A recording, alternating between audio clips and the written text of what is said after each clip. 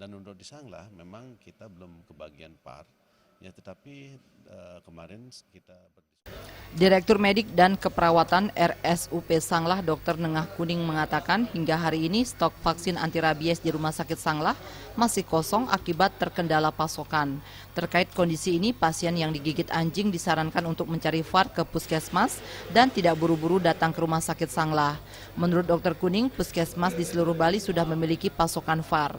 Terkait kekosongan VAR, pihak Rumah Sakit Sanglah sudah berkomunikasi dengan Direktur Jenderal Farmasi yang mengatakan akan memenuhi kebutuhan VAR dalam waktu dekat. Dan untuk di Sanglah memang kita belum kebagian PAR, ya tetapi kemarin kita berdiskusi dengan Direktur Jenderal Farmasi dan Alat Kesehatan bahwa beliau akan memenuhi kebutuhan PAR kita yang rata-rata satu hari 10 pasien digigit anjing yang sini. Dalam satu bulan mungkin kita perlu sekitar 1.400 PAR ya, dan akan dipenuhi dalam waktu dekat ini.